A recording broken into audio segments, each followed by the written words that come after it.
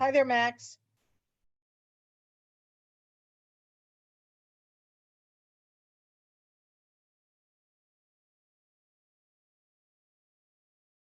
How are you?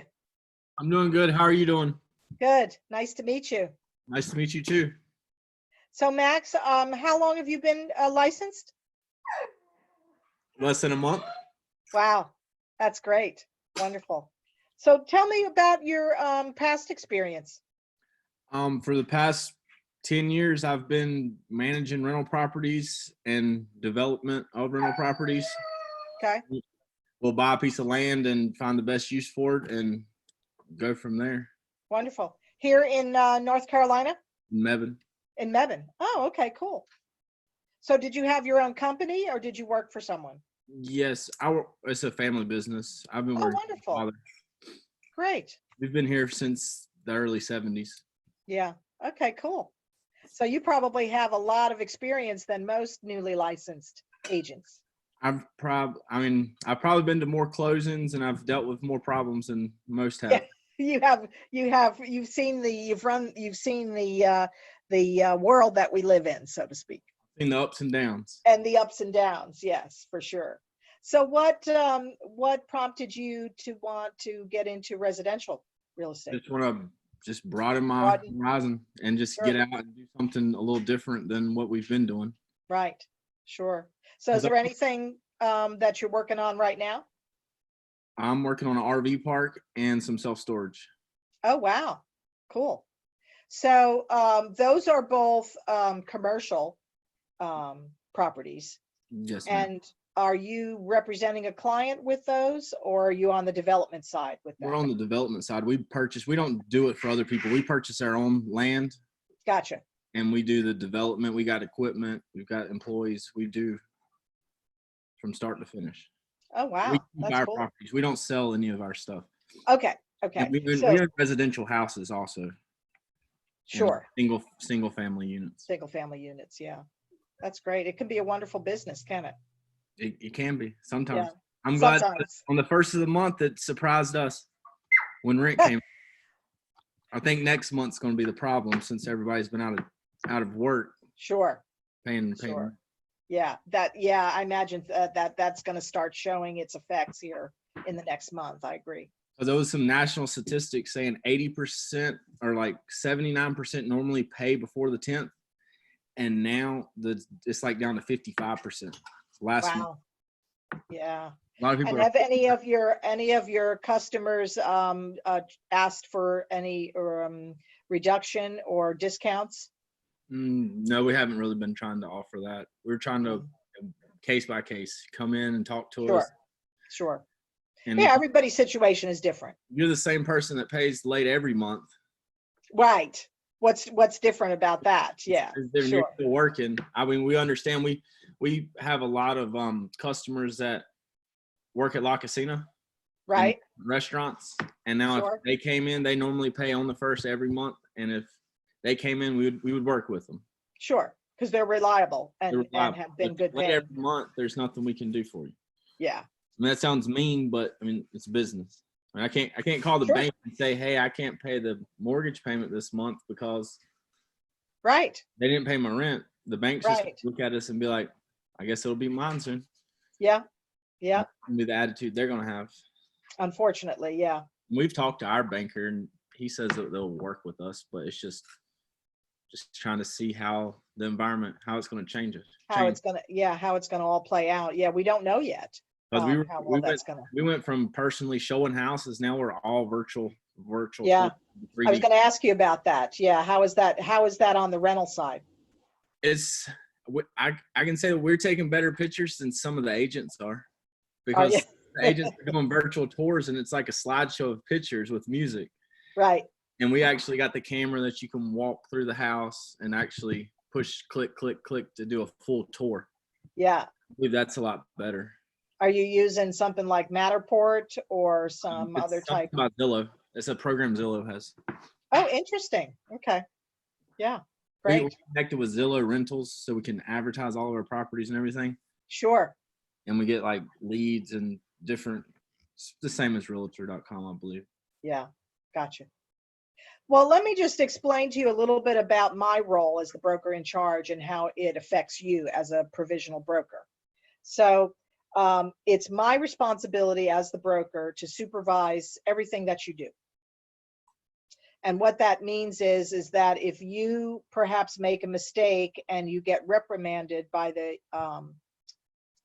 real estate commission, it could affect my license as well.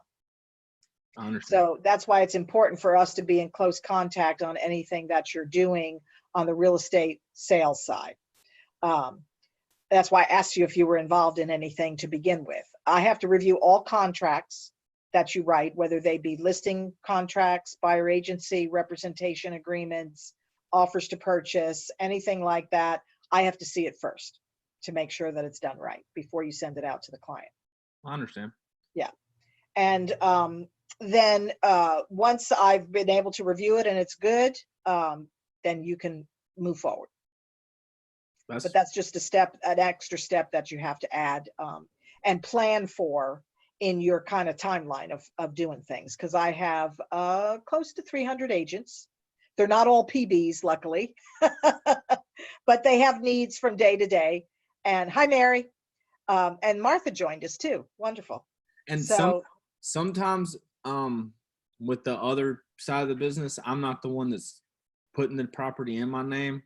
Sure. And we've got our own different contracts that go with that. It's none of I'm sure you do. Yeah. It's different stuff. I mean, if you will still want to see it, I can always shoot you a copy. No, I mean, if your name is going to be on it, then yes. Okay. If your name is not on it, then no. Perfect. I assume you have a separate entity within your yes, enterprise, so to speak, that handles that. Yeah. Yes. Because as a provisional broker and with Keller Williams, you cannot practice commercial real estate sales. I understand. Until you become a full broker. And at Keller Williams, they have a commercial division, which is headed up by Margaret McCann. I don't know if you know her. I bought a few pieces from Margaret. She's smart. She's the expert for sure. So if at some point you decide you want to do commercial sales and rentals yourself, within, Max Morgan's purview, then you would need to sign up with KW Commercial and get the training that they offer for that side of the business. Yeah, I was looking at all of that. I just want to take baby steps and sure. I think that's smart. And then don't move too fast. Right. Absolutely. I think that's very smart. Yeah. And then go ahead. Did you have another question? I was going to say, I know the ins and outs of the rental property businesses and the land development. When it comes to real estate, actual sales and being a broker, I'm completely fresh with that. Yeah. So I'm going to need training. You're going to need some training. Yeah. Well, you came to the right place for sure. Definitely. I believe so. Yeah. The other firms, I didn't really like them. Yeah. They didn't give me a good feeling. Yeah. Well, a lot of it is relationships and how they interact. And I think you'll be most successful with the people that you interact best with. Yes, I agree. Yeah. Great. So what this PB hour is all about, for those of you that are joining us for the first time, and Mary Donnell is just joined us. She's a seasoned agent, but she joins on almost every week, and we always have some great discussions about what's going on in the marketplace. And so what I typically like to start off with is, what's everybody been experiencing right now? Max, you and I talked a little bit. Martha, you're just kind of jumping in. How are you? Yeah, sorry, I was eating something really quick. I don't want to no worries, everybody. Yeah, I was eating before during the last meeting. I've been on Zoom since 11 o'clock, so I gotta just eat and keep moving. I was out walking and forgot that it was the 12 o'clock meeting, so I don't know what I missed. I don't know if it was recorded or not.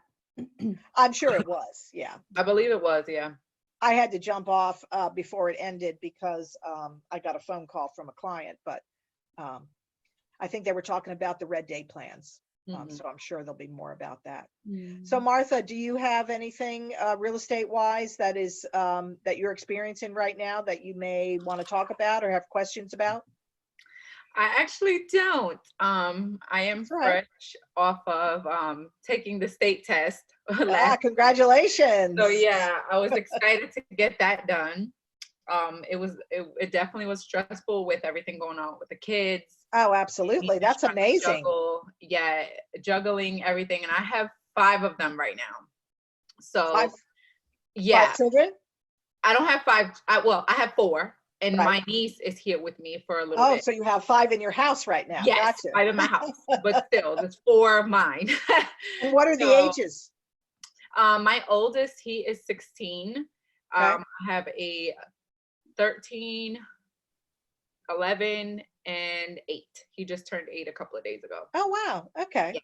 Well, that's good. So they're somewhat independent, but still need supervision. Yes, like the little ones there. And my 13-year-old waking him up and making sure he's on his schedule. Of So course. Yeah. it's been quite a journey. Yeah. I Something think very we're all adapting on a daily basis, sometimes hourly in this new environment that we're yes, with. like every moment it's like different. So Yeah. but I'm so excited to start with you guys. Definitely, I know that I've been researching and just doing my research on different real estate firms, and you guys are definitely at the top. And even with when it comes to like the training, that's what really brought me to it, Right. because Oh, me yeah. being You can't new get and any better training. yeah, like me else. not really knowing the industry and really knowing what I should say, what I should not say, what to look for, what to not look for. You know, those are very important to me, because I don't want to just go out and just sound like a crazy person, not knowing what I'm doing. So, so training is definitely important to me. Yeah. No doubt about it. And we have plenty of that. And a great, just a great little other thing, if you're not aware of, is script practice is on Zoom now every mornings at 8:30. Oh. And that's just a group of agents that get together to practice different scripts depending on what their situation is. You know, how do you talk to a seller? How do you talk to a buyer? Handling objections and things of that nature. So that's on the same Zoom link that we're on now. So at 8:30, you said? 8:30 every morning. Yep. It's just 30 minutes. And yeah, Awesome. that will definitely help for sure. Yeah. So, right now, we'll just talk for a quick second about your post licensing. Mhm. And I don't know if you overheard when I was talking with Max just a minute ago about our relationship as far as you as a provisional broker and me as your broker in charge. I have to closely supervise everything that you do. So that requires me to review all your contracts ahead of time before you send them out to your clients, just to make sure that everything is being done in compliance with the requirements by the Real Estate Commission, and also our compliance requirements here at Keller Williams. Yeah. I would love that, because I definitely love Yeah. a second pair of eyes. Yeah, exactly. Yeah. It's helpful because when you do it for the first time and you're not real familiar with the forms and what has to be filled in, you're going to have questions, or you might miss things because there's a lot of blanks and a lot of boxes that need to be checked and things of that nature. So, and if you haven't gotten into our command system and our DocuSign system yet, you might want to practice with that. Okay. As far as, setting up a command file that, is not necessarily for a client, but just maybe something that you could set up as a dummy file and pull your forms from DocuSign into it. It's basically a 2-step process where you go to DocuSign to set up your what's known as a room, and you pull your forms that you need into it, and you may not even know yet what forms that you need. Right. So how do I do that? Is there like a link to get to that, or? You would have to go into DocuSign.com and set up your account. Okay. And you need to use your Keller Williams email if you have that. I don't know, how far have you gotten into the onboarding process? I actually haven't started yet. I'm still waiting for Steven to send in all the forms and everything like that. Gotcha. So that'll be the first step, is to go through the onboarding process with Emily. Okay. She's our client services coordinator. Okay, perfect. And same for you, Max. I don't know where you are in the process, but Emily's supposed to be calling me after this session. Wonderful. Okay. And there's also, you can also get some help from Nick Rouse, who's our tech coordinator. He can help you with any technical questions about the use of DocuSign and Command. Yeah, he was on the last call. Okay, perfect. Yep, he sure was. And he does those trainings every day from 11 to 12. Nice. Which I understand are also recorded and I believe posted on our Facebook page. So while you are in that PB status, provisional broker status, then we will become very well acquainted as you start doing business. Awesome. And then you have 3 post-licensing classes you have to take in 18 months. Mm-hmm. So it's a good time to be thinking about maybe trying to knock some of those out while we're in this sort of stay-at-home situation. Yes, I was actually looking at some classes, actually with Matt, because he was my. Yes, absolutely. I was actually looking at that Yeah. information as well. Sort of getting something at least on the calendar that you can you'll be getting taken care of. Okay. And do I take it like because I saw it was post 301, 302, 303. Is there Right. an order that I have to take it in? No. Okay. I would do the contracts and closings probably first, because that will help you become familiar with the contract forms and also negotiating Okay. contracts and things of that nature. I think that would be helpful. Okay. Any questions on that? No, ma'am. Okay.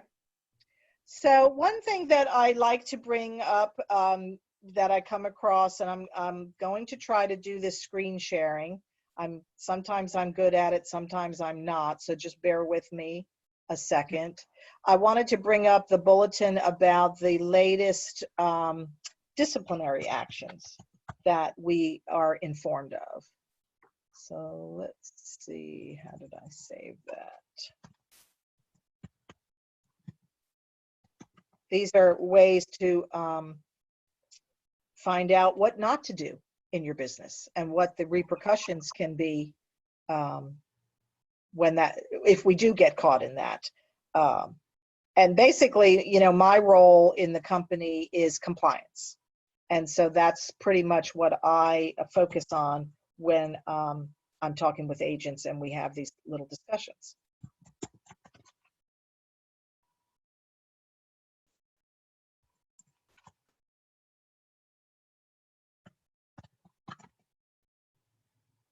There we go.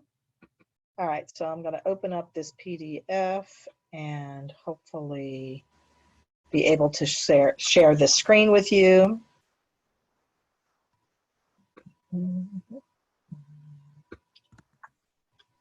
Okay. All right, so can everybody see this? North Carolina Real Estate Commission. Yep. Yes. Action. Okay, great. All right, so the first one involves a gentleman in Garner who had his license revoked. Ooh. And that's definitely not something that you want to experience, especially after what you just went through to get it. Right. So the Mr. Tipiana, as the seller of a property he renovated, so he was the agent and the owner, seller, and he also renovated the property. He collected $4,000 in due diligence fees from 5 failed transactions, in which he repeatedly failed to disclose material facts, including an unpermitted deck, open permits for mechanical and electrical changes, and a sagging structural beam. Oh, no. So I'm not really sure what Mr. Tipiana was thinking, but I think we can all agree that was a bad decision on his part. So now he's essentially out of the business as a real estate agent anyway. So let's talk about that for a minute. So I'm sure you remember from your classes what a material fact is. Mm-hmm. So can you tell me a little bit about what is a material fact? Something evident that regards to the structure of the house,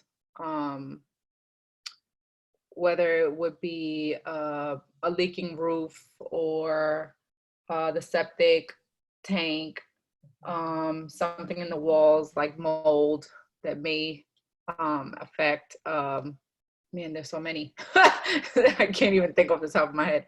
Max, you got that? Go ahead, Max, jump in. Anything that we should have knew or that we know that will affect the person's buying decision. Mm-hmm. Correct. And affects, and it is essentially affecting the property itself. Right. Like a In some way. road, a new state right of way or something. Sure. You know, a house. Mhm.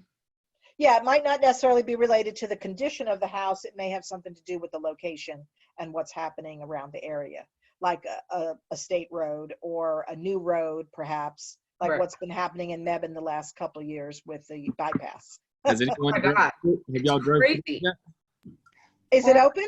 It's open. Yes. Sorry. Oh, I didn't know that. I was scared the other day. I went there. I was like, where am I? Well, I may have to take a ride up there just for that. Oh my God. It's creepy the way they did that. I was like, how did I end up on the other side of the street? Yes, the way they did that at the beginning, right there, when you get off the highway is, I can't Mhm. stand that. That makes me feel like I'm on the wrong side of the road. Yes, that's how Yeah. I felt. I was so scared. My husband's like, no, you're fine. You're fine. I'm like, no, that was, oh yeah, I don't know. something's not right here. So where does it end? Does it end up on 119 North by Mill Creek? It doesn't Um, make it that far. Oh, it doesn't go that far yet. Okay. The development hasn't. It goes behind the post office, Okay. and it's the intersection behind the post office that would, and then it stops there, and then they've got the intersection in front of Food Line and behind Food Line opened up. Mm-hmm. Third, Okay. Street, Third Street and Fifth Street's opened up, but the actual bypass that's heading north they're still in construction. Yeah. Okay. Haven't completed the bridge going under or over 70. It's Say that again, Chris? They haven't completed the bridge that goes Okay, over Church Street there in Mebane. Is it 70 or 100? I don't know. 70. 70. Yeah. 70. Yeah.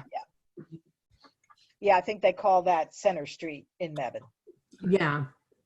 Okay, cool. Good to know. Well, that's exciting. Thank you for that.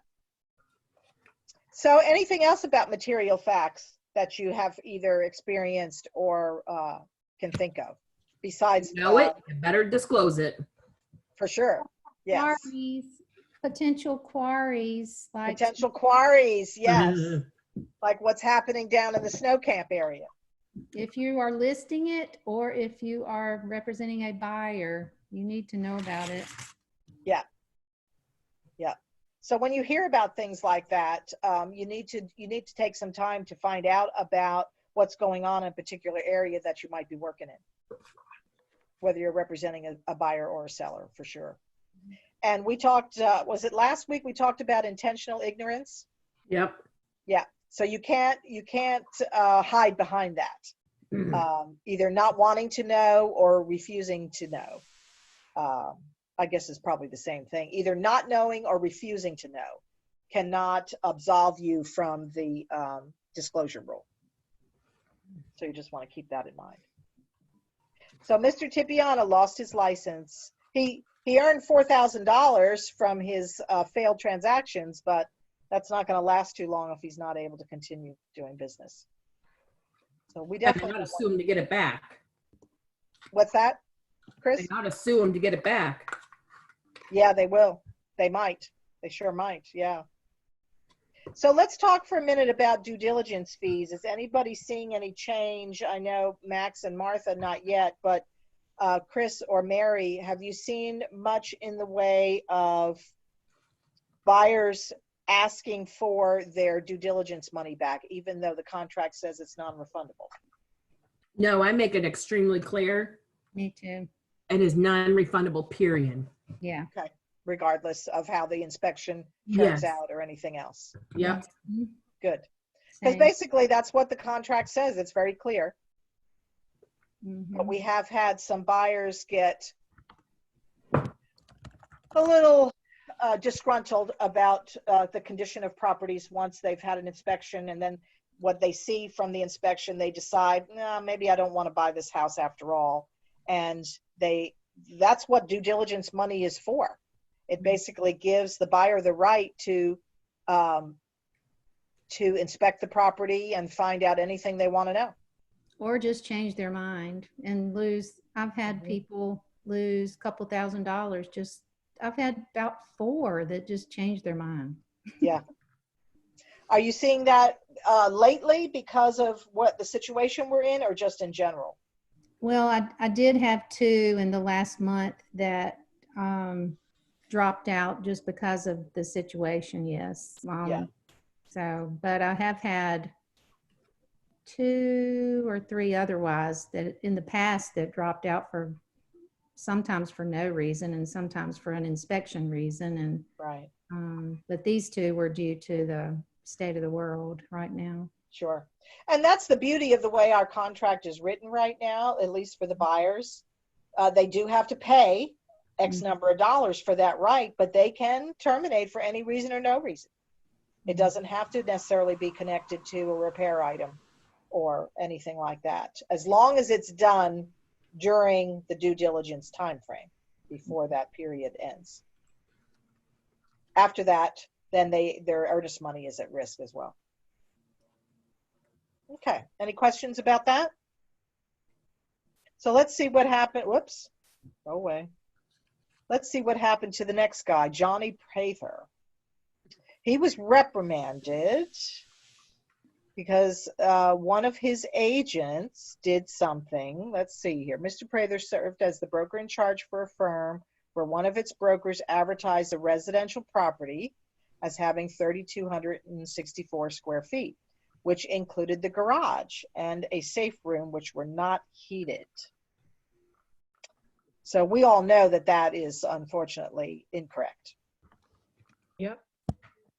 So luckily, and this speaks to what I was kind of just saying a little while ago, as the broker in charge, I am responsible for supervising PBs and also full brokers too. So you see in his case, even though it wasn't him who did the incorrect statement of the square footage, he was still affected. Luckily, it was only a reprimand, but that's still not a fun thing to do, because I'll tell you what happens when the commission has to investigate an occurrence like this. They send you a brown envelope, and I get a copy too, and it states what the situation is, and they ask for all of your information that you have in your file. Oh, So wow. I would suggest that you have all of your files well documented. Okay. Certainly copies of all your contracts, whether it be listing agreements, buyer agreements, and offers to purchase, including offers that were made that were not accepted. Mm-hmm. All of that paperwork needs to be either in a digital file or a paper file, or maybe both, or some other type of backup system. The more information that you can provide when you get an inquiry like that, the better your outcome will be. Carla, do you keep both? I do. I'm from the old days when we didn't have all the digital things that we have nowadays. So I've always kept a paper file. It's just the way we did things back in the dark ages. So I think So that's safe too. That's safe, especially with technology nowadays. Things crash. Correct. Computers, you have to constantly update them, and you may mistakenly just delete everything. And Sure. yeah, that is safe. Yeah. If you have files from the past that you haven't kept every piece in paper, do you recommend going back and printing all of that, or just doing it from henceforward? That's a good question. Well, the compliance part of that, I would say it's probably not a bad idea if you have the time and the inclination to do that. Mm. The practical side of me says that could be a daunting task depending on how many files you're talking about. Yeah. I would definitely, if you aren't doing it now, I would definitely start going forward. Mm-hmm. because you never know when something is going to come back out. And I don't know if you can see, I'll just show you up here if you can see this. My husband just built shelves for me in my office, and I have all these boxes, file boxes up there, stored from probably all the way back to early 2000s. Wow. Wow. Yeah. Oh, And I like so to much keep paper them. in the world. Yeah, he keeps telling me he wants me to put them in the attic, and I said no, because I can't get to the attic. Right. That requires too much activity that I don't want to do, which is climbing on a tall ladder and crawling through a hatch. I live in a 100-year-old house, so it's not easy access. So I have found it helpful to have them right at my fingertips, so to speak. And until recently, these were piled up in a corner of this room, which was horrible. It was, right. I never let anybody look in my office because they would be horrified. But now it's much better. So, because I have also gone back to those files because I do a lot of repeat business with the same clients. Mhm. So then you can go back to your transaction file from when you sold the house to them or help them purchase it. In fact, I'm getting ready to do that shortly with a client that called me during the team meeting. I had helped her buy a townhouse back in 2014, and now she wants to sell it. Awesome. So that's a good resource to have, is those paper files, in my opinion. Now, other people have different ways of doing it, but that's just something to think about. Yeah, I like that idea. Sure. So Max and Martha, have you do you remember from your class about your requirements as far as reporting square footage when you do a listing? Yeah, I believe it was if you Don't Max, have help me to. out. You don't have to, but you have to be accurate. But it has to be accurate. You measure the outside of the Right. house. Right. As far as the real estate commission is concerned, you don't have to. However, everybody in this business puts their listings in the multiple listing service. And guess what? They require it. They require it. Right. So, It'd be in your best interest to put it out there anyway. yeah, most potential buyers need to know that. And it's also helpful for the agents that are working with them when they're searching for properties. And say your client says, well, I'd like something that's like between 1,800 and 2,500 square feet. It'd be much easier to search by square footage to narrow down the options out there for them. So you, as a listing agent and a buyer's agent, need to know how to measure a house. Or you can certainly farm that part out to an appraiser that you can hire to do that for you too. Okay. Yeah, I was gonna ask, do we have to, can we get someone to help us with that? Yes, part? absolutely. And if it's just a rectangular ranch that's one story, or a double wide or a single wide or something like that, that's probably something you can do on your own. Okay. Because it's fairly simple. You're basically pulling the tape down one side and the other, and then just totaling up the measurements. But if it's something that's more complicated, with maybe a story and a half and some complicated roof lines and things of that nature, I would definitely farm it out to an appraiser.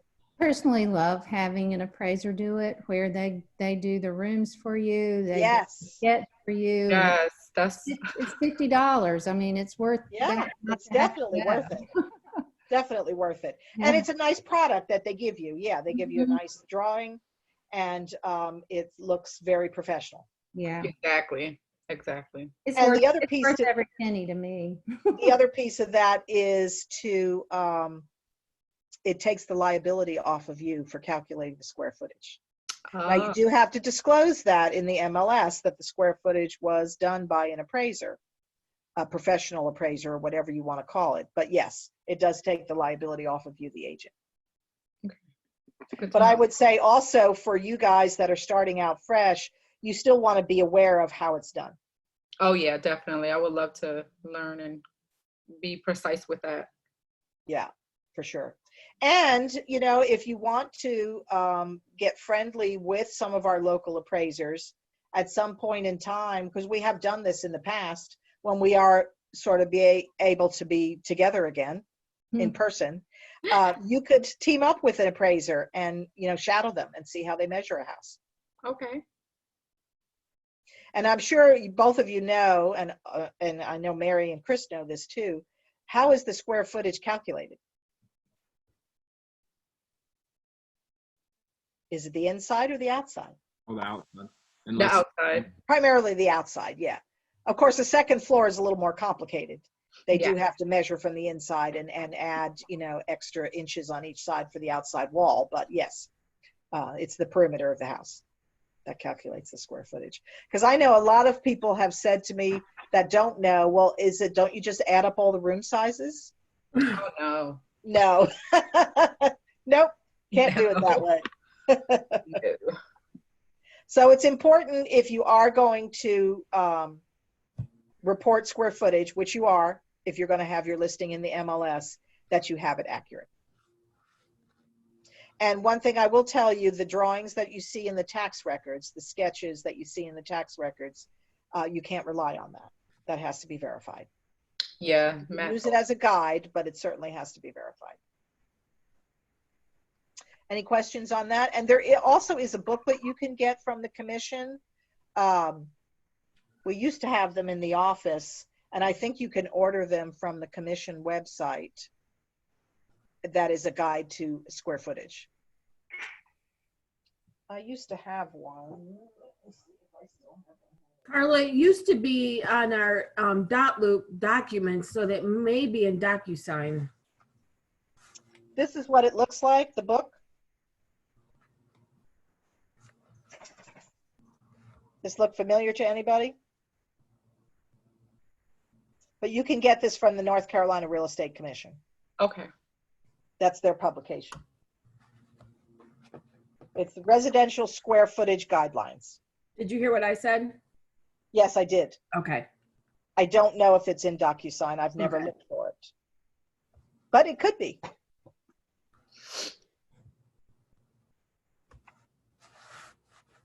So, okay, any questions on square footage?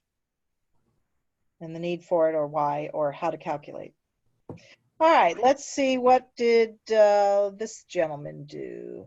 Oh, this is, okay, so this is connected to the broker's reprimand. The firm, Western Carolina Real Estate Company, was also reprimanded for the same issue, as was the individual agent, Nikki Guthrie, underneath that. And looks like Karina Woolrick was also reprimanded. So it was the firm, the BIC, and So it was the BIC, the firm, and the agent that were all reprimanded for the same issue. Wow. And then down here, the next one, Miss Karina Woolrick, was the buyer's agent. Oh. Yeah, and she was also reprimanded. Yeah, the buyer's agent. Yeah. I wonder who filed the complaint. Yeah, it doesn't say that. So maybe it was the client.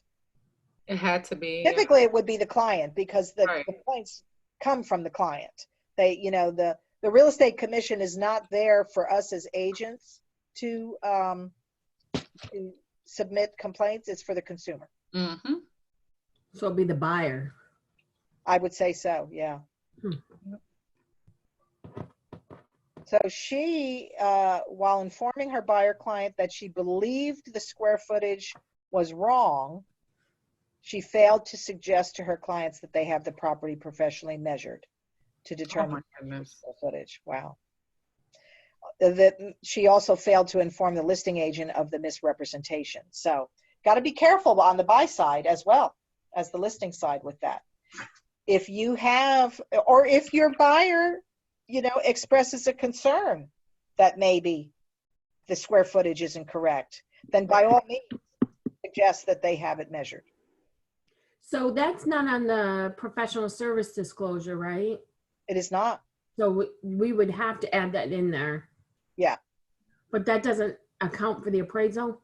Because the appraisal has square footage on it, right? The appraisal has square footage on it, and that's a good point that you bring up. And perhaps that's where the discrepancy was uncovered Gotcha. once the appraisal came out. It's not mentioned here, but I'll bet that's what happened. Yeah, that So, would make sense. so how would the professional, 576 feet is a lot of a yeah, discrepancy. but how would the professional service disclosure cover you in that? You would just put remeasurement in there and then have them sign? Yeah, you would have to, yeah, because there are some blank spaces in the bottom of that Right. for adding other things. So yes, I would add it there. So if the buyer's agent said, hey, I offered, for you to have it remeasured at your cost, And you declined, declined, so she would have been fine. yes, she would have, the buyer's agent would have been covered by that in Gotcha. that case. For sure, because she did bring it to their attention and she did suggest that they take the next step. Yeah, because it's like that one property I have with the underground storage tank. He was fine with it still being in the yard. So I yeah, had him okay. sign off on not having it inspected and signed off on the information that you gave to me to give to him regarding the information and the dangers of underground storage tank. Right. So you entered that on the professional services disclosure Yes. and had him initial. Wonderful. So he went forward with the purchase without Oh, yeah. having anything done, or he didn't. No, he was fine with without, and in that professional service disclosure stated that it is now a material fact for you if you go to resell. Right. That's where it could become a problem for him. Yes, and I explained that also and had him sign off on everything. Good. Yeah, that's a little risky. But if a conversation comes up with your buyer saying that this, the appraisal says this amount, you obviously know at that point that the square footage is an issue. Why wouldn't you just CYA at that point? Absolutely. Get it? Absolutely. They're in the house, they waived whatever, they paid cash for it, they didn't know the square footage. I mean, there are some things that could come up but if that conversation comes, you're better off to cover your butt. Yes, absolutely. And for Martha and Max, what we're talking about is, and you'll see this as you get into the forms, and this may have been brought up in one of your classes. I don't know if they do that in pre-licensing. It's a professional services disclosure, which lists all the other types of professions that a buyer or seller is going to utilize as they go through the contract to close process.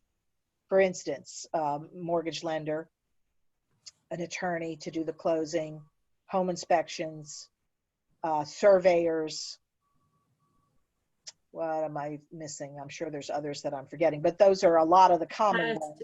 Well, septic Inspections, things of that nature. So it's a tool that you as the agent can use with your client to keep track of their preferences as to what services they want to entail during the process. Oh, that's perfect. Yeah. I believe Matt might have mentioned that. Here at Keller Williams, it is a required document when you're representing a buyer. Okay, perfect. It's optional on the listing side, but for sure on the buy side, you want to have it. And your file will be rejected if you don't. Just giving you a little heads up. But Okay. It's a really important tool and can get you out of trouble if you get into a situation like what's described here. Right. If you have that document signed off on in your file.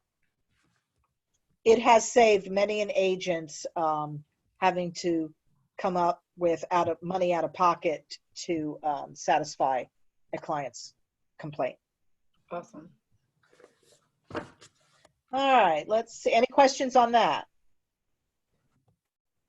No? Okay, let's see what Mr. Mathis had to do. He was suspended for a year because he was, let's see, he was late in self-reporting a misdemeanor assault on a female. more than 60 days after his conviction. And he also failed to report 2 additional convictions, a misdemeanor simple assault and a misdemeanor protective order violation. Oh, my word. Sounds like a heck of a guy. Oh, dude. I don't know if I want him to be in the real estate agency. Yeah, really. And he also failed to respond to multiple letters of inquiry. So he obviously was on the wrong track to somewhere. Can't really speak to that too much from a compliance standpoint, other than you have to report any type of conviction to the real estate commission. Yep. So I would hope that you wouldn't get in that situation, but if you do, you make sure that you comply with the requirement. Wow, that's a bummer. All right, let's see what's next here. Miss Anson in Raleigh was suspended for 12 months just last month. Oh my goodness. Okay, so she had a property listed, went under contract, received the home inspection report, termite report, and repair request from the buyer's agent. Failed to review the documents or go over them with her principal, which would have been her seller. The termite report noted the presence of termites, no control measures, and damaged wood in the crawl space. Home inspection revealed electrical, plumbing, and structural issues. Soon after, the buyer terminated the contract, and then it went under contract again with another buyer. Now, this never happens, right? No. Lately, it's been happening a lot. And it's very common for this type of thing to happen. So the listing agent, after having been given that information by the previous buyer's agent, failed to disclose the material facts noted in the reports to the buyer or their agent upon receiving the next offer. The buyer terminated the contract after his termite inspection found extensive termite activity and damage. She then listed a different property for sale and advertised it as a 3-bedroom home as having natural gas heat and being connected to city sewer. After closing, the buyer discovered that the property was on a septic system, not city sewer, which was only permitted for 2 bedrooms and actually had propane heat, not natural gas. What in the world? What the heck was she thinking? She was obviously not thinking. Right? Wow. So that's a good example of what not to do when you're listing a house. She probably shouldn't even be listing a house if she had no knowledge of Right. propane and natural gas. Exactly. It's a large Yeah. difference. And, a clue right there would be where the property is located, Right. right? Because most of your houses that are out in a rural setting that are on a septic system, not all, because there are some that are still on septic within city limits, but typically those houses that are on a septic system are probably not going to have natural gas because it hasn't been run out that far into the rural areas. So that would be my first clue to ask the question, what kind of heating do we have here? What kind of fuel? And do you have the access to city services? So she's lucky she didn't get her license revoked. I was gonna say that sounds like a Either one of those offenses. So material fact disclosure again, and the same thing really on the second violation. Those are material facts as well, but you definitely, as a listing agent, you have to do your due diligence to find out everything that's required about that property because you're representing it to the public.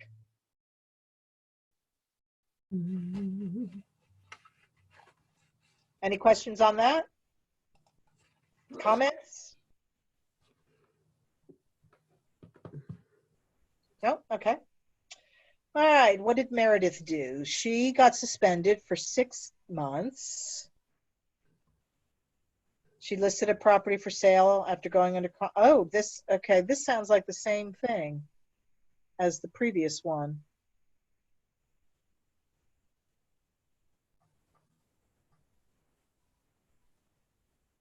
She listed a residential property for sale, and after going under contract, the inspection reports were shared. Presence of termites. Buyer terminated the contract, and Ms. Lundberg failed to disclose the material facts. So I guess that is either connected or a separate occurrence where this agent did something similar. Right. And this is going to happen in the real world, and has happened. You know, you have a listing, it goes under contract, the buyer has their inspections, and they come back with certain things that the seller was probably unaware of. More times than not, it's going to be the presence of termites in the crawl space, because most homeowners never go in their crawl space. They have no idea what's going on down there. We have two types of homes in North Carolina. Ones will, or ones that will have termites. Right. That's right. So which one are you? Right. That's a Matt saying right there. Yeah. So be aware that you should probably have this conversation with your seller to say, have you ever had your crawl space inspected for termites? And more of the times than not, their question's going to be no. It probably wouldn't be a bad idea to take a little peek in there either. Right. Yeah. Do that. However, depending on your experience and what you feel like you know or don't know, do you feel like you could determine whether or not termites are present? Now, Max, you might. I probably wouldn't be. Would termites or borers, wood-eating insects, I'm pretty knowledgeable on that, but I mean, I could still just take a look and suggest an inspection. Right. I would definitely suggest the inspection. Mhm. I would not be too keen on stating that it does or it doesn't, because you're not a licensed termite home inspector or pest inspector. I would Right. just, something looks suspicious, it's best to get it inspected. Yes, absolutely. Exactly. The red flags. Red flags, yeah. And you know, you might be more in tune with what that looks like than some other agents that have never looked in a crawl space before. I do know of agents that have gone in crawl spaces before. I will just tell you, that's not my area. There are Mine either. who do that. I'll open the door and hold the light. That's right. But I have no desire to crawl in there because Nope. I don't really know what I'm looking for. I mean, I've seen termite tubes in at plenty of home inspections over the years, but I'm not going to be the expert on that. Right. But mold and other items are pretty obvious. Yeah, mold is pretty obvious, and it smells. Well, let's talk about that for a minute. How do you know it's mold? You gotta have it tested. Gotta have it tested, but Right. if you look at the piece of wood and it's black and it don't have Right. a large growth on it, it's liable to be, it could possibly be mildew or non-toxic mold. But if you go out to Correct. a job and you see red and black stuff growing about 6 inches off the boards, it's pretty obvious it's mold. Yeah, so, but rather than use that word mold, I would suggest that you use fungal growth, because we don't know for absolute certainty that it is the M word until it's been tested. Fungal. Okay. Fungal growth, yeah. Or you could just say, you know, it looks like there's been some kind of moisture issue here that probably needs further investigation. Okay. Because even your mold remediation companies will tell you that the layperson who has not been trained in being able to detect mold really should not be saying that it is or it isn't, No. because they really don't know. And I have that from a very highly trusted individual in the business, and he has told me that many, many times. There'll be, and that's David Moody at BioClean. I don't know if anybody knows him, but Of course. And I'm sure they will get to know him. yes, if you don't know him yet, you will get to know him. That's right. All right, so any question about mold or termites? And as you get into, you know, representing buyers or sellers, you will become very, you'll start developing really good relationships with these different vendors that do this type of work over the years, and they're great resources to have. Perfect. All right, let's see what Mr. Morgan did in Durham. He would have his Uh-oh. license suspended for 2 years.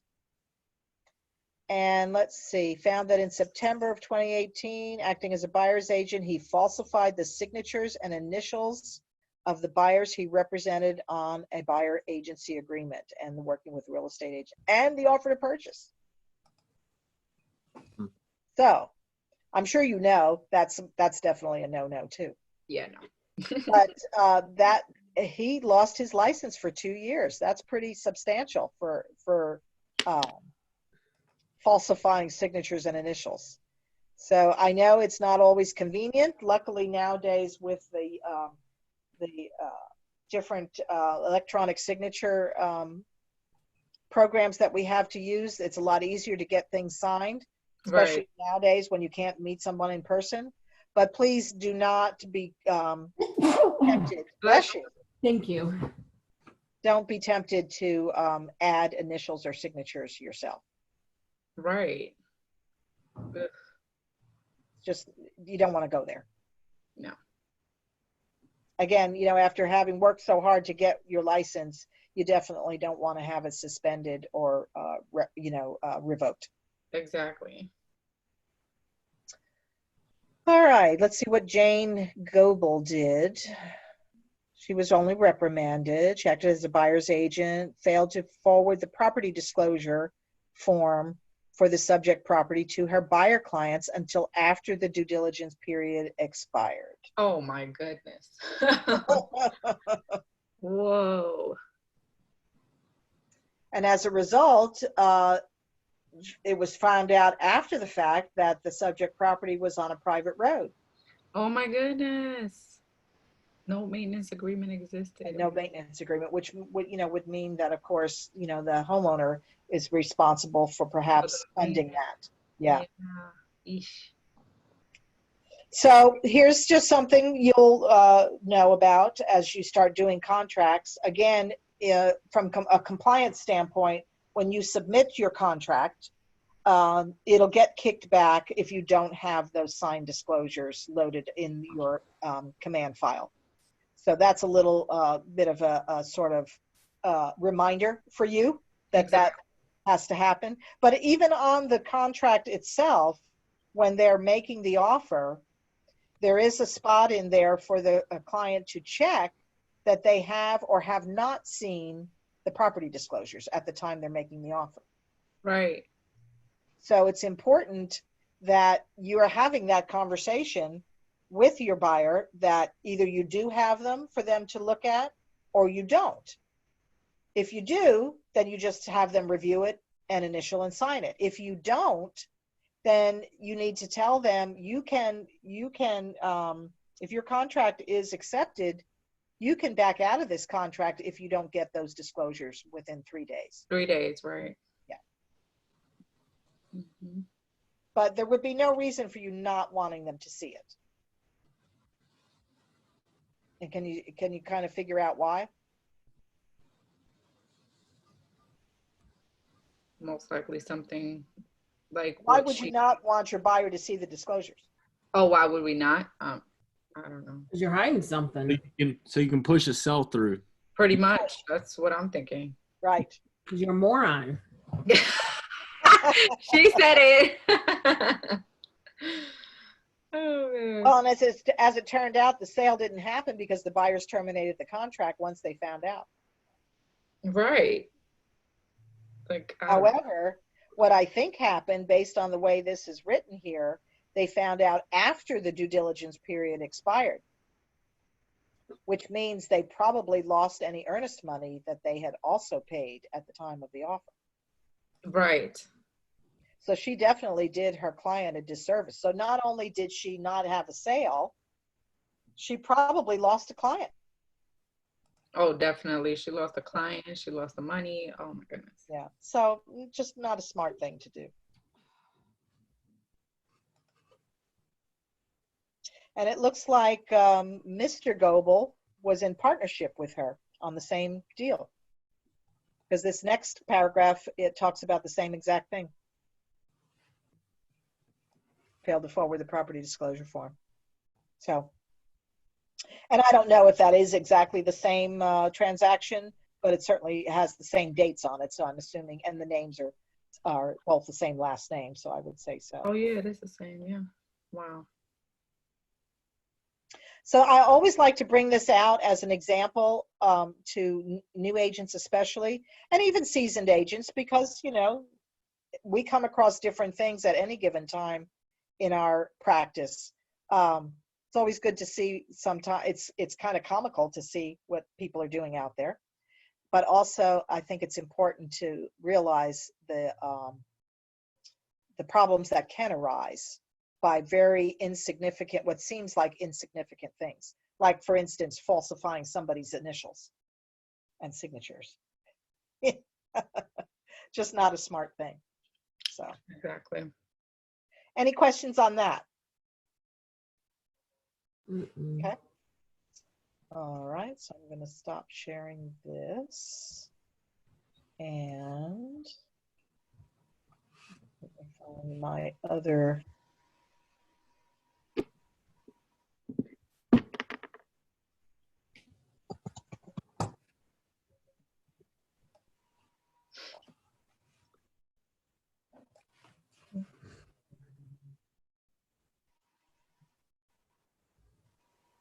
Okay. So has anybody heard about, I'm sure you have, because I know I have, and I can't be the only one that has, rental scams? No. Okay. Let me just share this. Preventing rental scams. So, and I want to say Cindy Dudley had something like this happen on one of her listings not too long ago. I remember her mentioning it maybe a couple months back. So there's a posting somewhere out there online, maybe Craigslist or something like that. A 4-bed, 3-bath, single family home for rent in the place to be for only $1,000 a month. No background or credit check. Sounds too good to be true, right? So more than likely it is. So what's happening is rental scammers often use existing online images of properties for sale or rent to create fraudulent listings with deals that seem to be too good to pass up. We had that happen to us 2 or 3 about 6 months ago. They were Aha. our properties, and Right. it was a totally different number. And we contacted them, and they wanted to forward money through PayPal, and they were trying to steal Right. people's money. But Yep. I know what you're talking about now. We had that Yep. happen to us. Yep. It's Craigslist. They use our pictures and just put them on Craigslist. Sure. Sure. And we as listing agents post all kinds of pictures all the time on, you know, the MLS. And then of course the MLS feeds out to various third-party websites. I don't know why my screen is doing weird stuff all of a sudden, but I don't know if you could see that, but I could. I was jumping around. No, you're fine. But anyway, oh, good. So, you know, our listing pictures, our photos are out there all over the place, all over the world.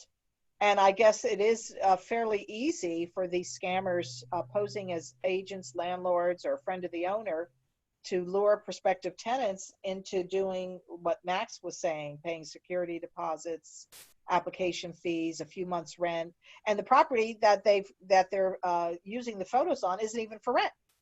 It's for sale, or maybe it's already closed. And you know, the victims don't know. They think it's legitimate, and if they're in a, you know, a situation where they need to find a place to rent and they need to find it quick, they're probably going to jump on something like that. But if it sounds too good to be true, it typically is.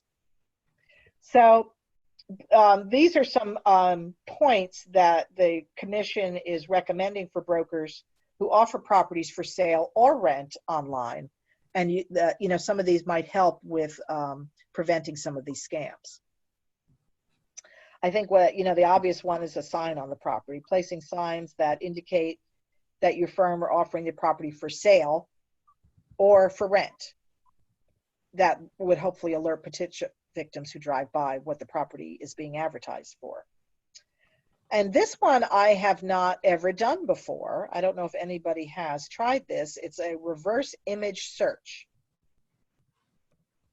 No, but I didn't know you could do this, that you could search the internet using an image rather than keywords. Oh, I never. How? I don't know. I'd be curious to know. Me too. I don't know. How can you tell? So apparently you can use this reverse image search to identify a fraudulent listing using one of your property photos. Now this next one I could see being perhaps more doable. It's called a watermark image used in your listings. And I checked with both Alamance and Triangle. Triad did not answer me for whatever reason, but it is allowed to add a watermark to your listing photos. That it basically says for sale only, not for rent, or for rent only through, you know, the company that is involved. So perhaps that would prevent a scammer from pulling that photo and reusing it. And you can certainly file a complaint. It says here, if your listing has been used in a rental scam, or you believe you have identified a rental scam listing, consider filing a complaint with the commission. If the offender is licensed, and if the offender is not licensed, then, you know, they will take whatever steps feel appropriate. I guess if you're licensed, then the commission would handle the complaint. If they're not, then they would hand it over to the FBI or the Department of Justice. I thought that was interesting, perhaps, to know about.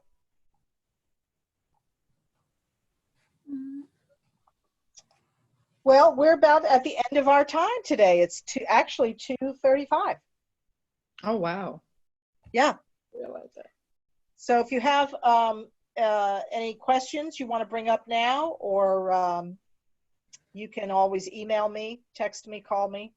Do you guys have my contact information? I was going to say, I don't have your number. Okay. I can put that, let me stop this share and put that in the chat box.